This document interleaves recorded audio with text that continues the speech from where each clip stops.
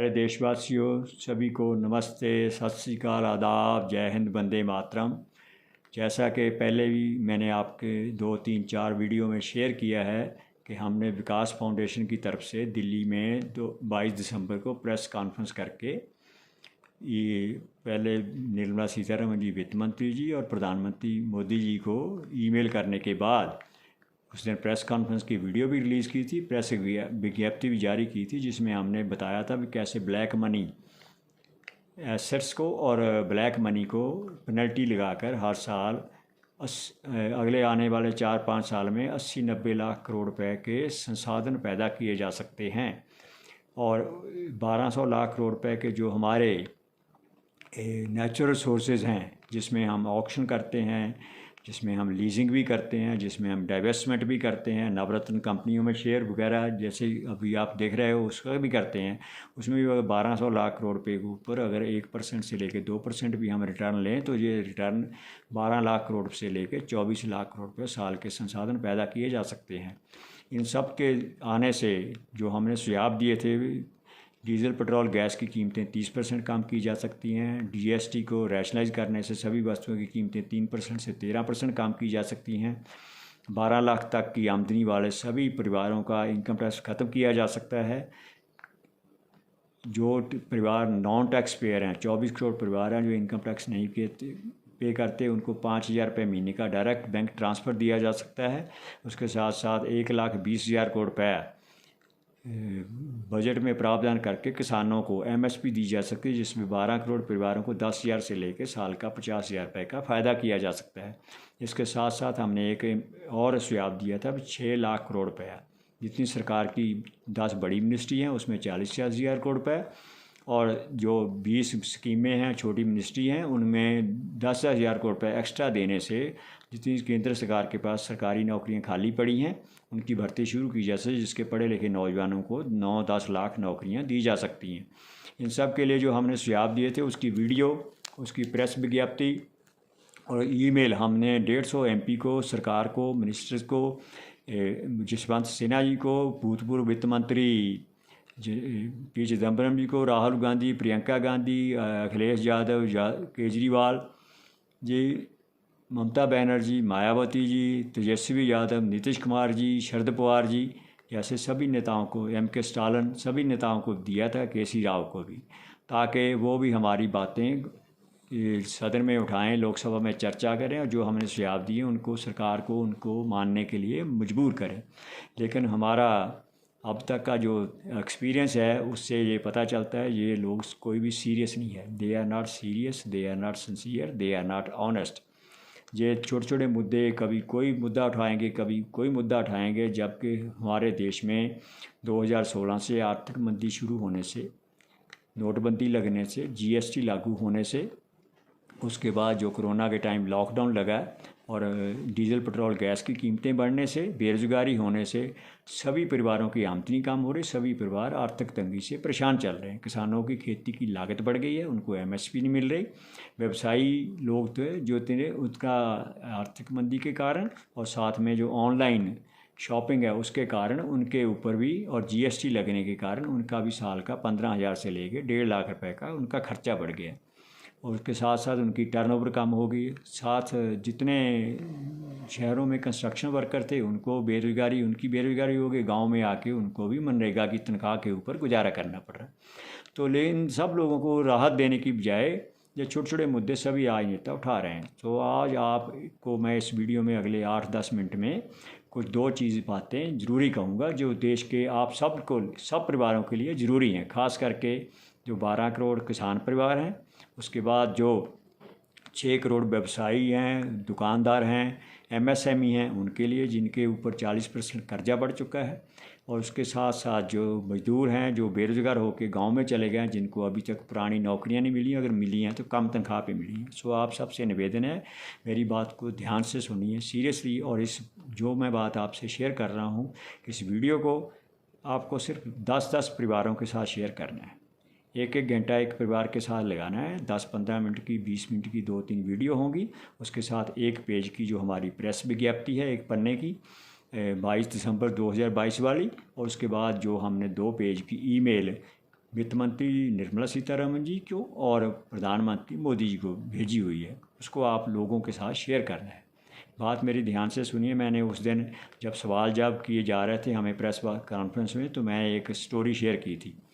गन्ने की एक FRP होती है जो केंद्र सरकार गन्ने की कीमत निर्धारण करती है, और उसके साथ साथ जो स्टेट एडमिनिस्ट्रेटिव प्राइस है और प्रदेश सरकारें गन्ने की कीमत बढ़ाकर दे सकते हैं। क्योंकि एग्रीकल्चर स्टेट सब्जेक्ट है, इसलिए चीनी मिल वालों ने और कुछ हमारे राजनेताओं ने, मैं उनका नाम नहीं लेना चाहता, सभी लोग जानते हैं, गन्ना किसान खास करके जानते हैं, जिन्होंने जो SAP देने से इनकार किया था। ये मामला सुप्रीम कोर्ट तक गया, जिसके कारण पिछले 20 साल से इस मुद्दे की पैरवाई VM सिंह, गन्ना किसान ही बोलते हैं उनको, गन्ना किसान नेता हैं, जिन्होंने 6 करोड़ गन्ना किसान परिवारों को पिछले 20 साल से उन्होंने सुप्रीम कोर्ट में केस जीता।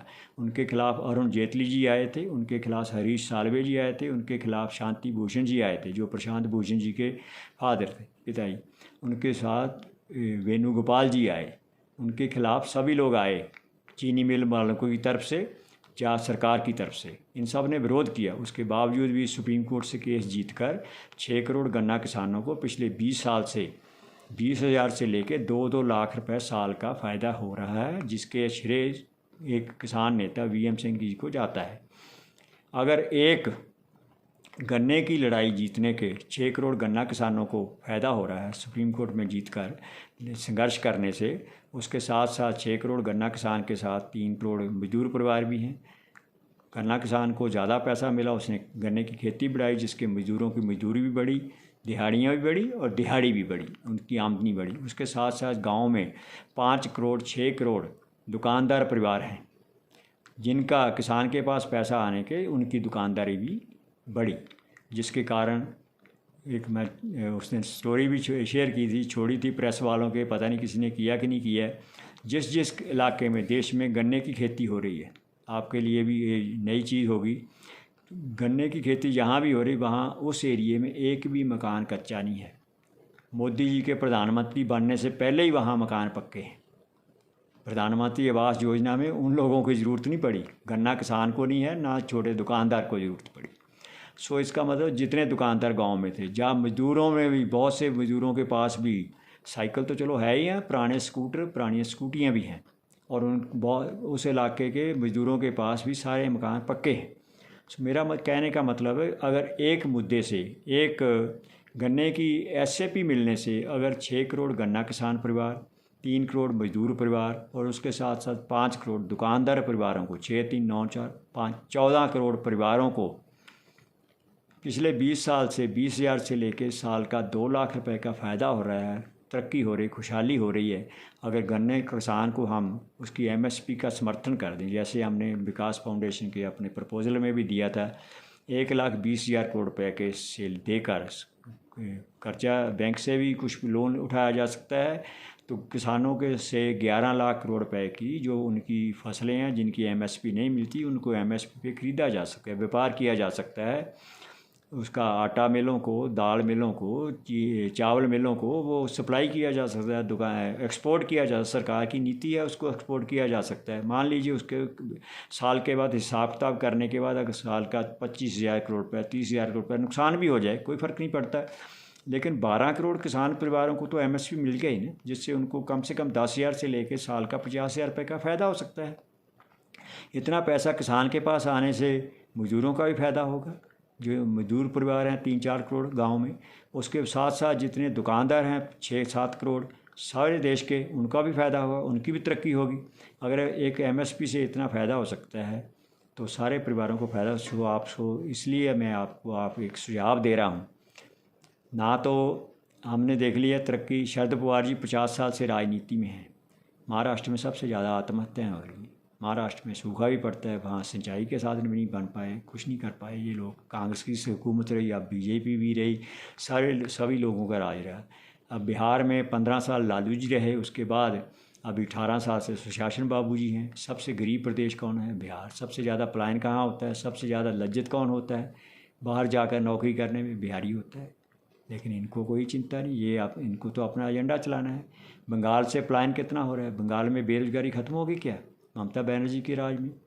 केजरीवाल जी का नया मॉडल आया था, उस मॉडल में 2 मंत्री उनके करप्शन के अगेंस्ट आए थे, करप्शन में जेल में हैं। उसके बाद मोदी इनकी अपनी खुद की खूबी है, ये किसी फाइल पे साइन नहीं करते, जिम्मेवारी नहीं लेते, कोई विभाग अपने पास नहीं रखते। तो जितने अन्ना हजारे के साथ लोग जुड़े थे, वॉलंटियर थे, उन सबको आपने हताश कर दिया, निराश कर दिया। ब्लैक मनी के लिए बाबा रामदेव जी ने इतनी बड़ी मूवमेंट चलाई थी, कहाँ गई मूवमेंट? कहाँ गया 1200 लाख करोड़ रुपए? हर परिवार को 2-2 लाख रुपए, 3-3 लाख रुपए देने की बात करते थे। तो वो लोग भी निराश हैं, हताश हैं, परेशान बैठे हैं। वो 2014 में केजरीवाल जी ने 400 से ज़्यादा लोकसभा के कैंडिडेट उतारे थे, वो सब बैठ गए। उनके जितने लोगों ने उनके लिए काम किया सब बैठे हैं। सो आप सबसे निवेदन है, हताश होने की ज़रूरत नहीं है, निराश होने की ज़रूरत नहीं है। हम सब मिलेंगे, हम सब मिलकर एक नया अभियान शुरू करेंगे। लेकिन उसके पहले मैं इसलिए आपसे शेयर कर रहा हूँ ना, नीतीश कुमार जी की कारगुजारी आपके सामने है। बिहार सबसे गरीब प्रदेश है। ममता बनर्जी के बंगाल में सबसे ज़्यादा बेरोजगारी है। शरद पवार जी का प्रदेश देख लिया। महाराष्ट्र 50 साल से राजनीति का रिजल्ट आपके सामने है। मुलायम सिंह जी मुख्यमंत्री रहे, मायावती जी मुख्यमंत्री रही, अखिलेश जी मुख्यमंत्री रहे, अब जोगी जी हैं। भाई पंजाब हरियाणा के किसानों से गेहूँ खरीदा जा रहा है, सभी किसानों से धान खरीदा जा रहा है, वहाँ एमएसपी मिल रही है। चाहे मनोहर लाल खट्टर मुख्यमंत्री हो, भूपेंद्र सिंह हुड्डा मुख्यमंत्री हो तो है, लेकिन पंजाब में सुखबीर बादल हो, कैप्टन अमरिंदर सिंह हो, चाहे भगवंत मान हो, वहाँ किसानों को एमएसपी मिलती है। तो यूपी के मुलायम सिंह जी, मायावती जी, तो योगी जी क्यों नहीं खरीद पाते यूपी के किसानों से? सबसे ज़्यादा धान और गन्ना यूपी में पैदा होता है। धान, गन्ना और गेहूँ सबसे ज़्यादा नंबर 1 है। वहाँ से नहीं खरीदा जाएगा। वहाँ जो फ्री राशन दिया जा रहा है वो पंजाब से खरीदा जा रहा है, यूपी के किसानों से नहीं खरीदा गया। बिहार में तो मंडियाँ ही नहीं है, वहाँ एमएसपी की बात कैसे हो सकती है? वहाँ किसानों का भला कैसे हो सकता है?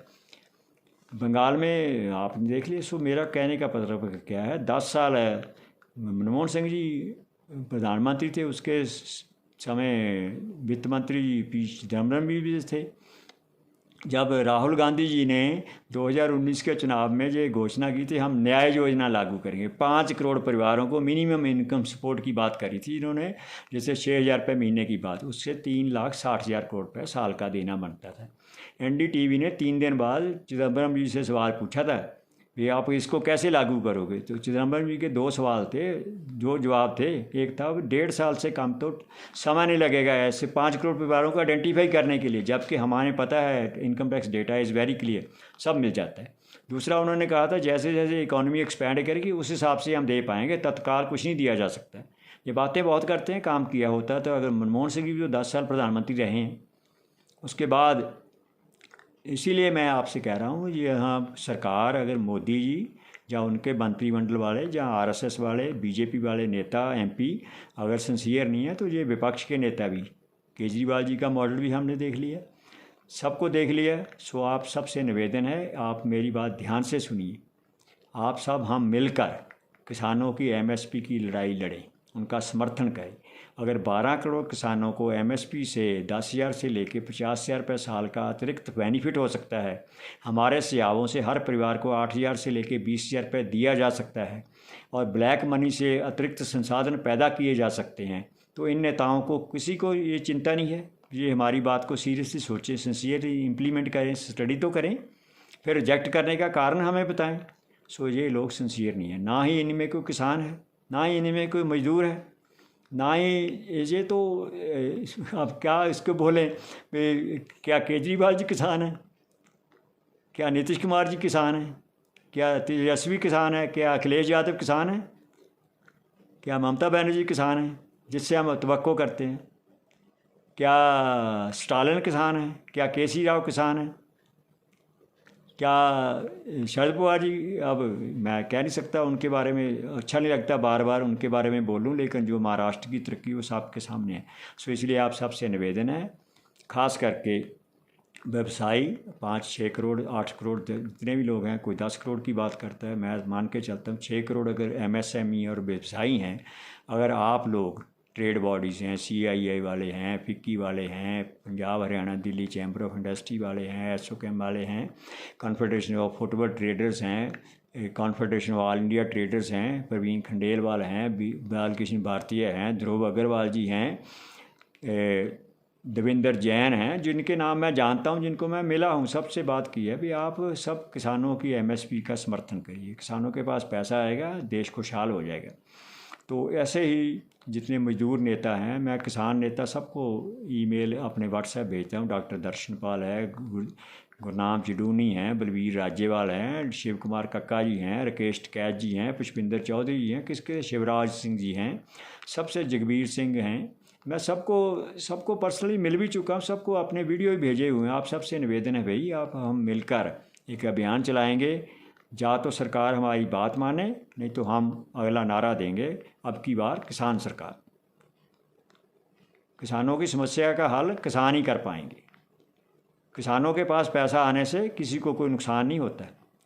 अब भी जो खास करके ग्राहकों को, कंज्यूमर के पास जो बात पहुंचाई जाती है, भाई आटा तो अभी भी आपको 40 रुपये, 35 रुपये, 40 रुपये किलो मिलता है, जबकि बिहार से किसान की गेहूं जो है 1200 में खरीदी जाती है, यूपी में 1400 में खरीदी जाती है। जहाँ जहाँ एमएसपी नहीं मिलती तो वहाँ क्या है, 1100 से लेकर 1800 तक, 1500 तक आपको तो गन्ना उसी रेट में मिल रहा है।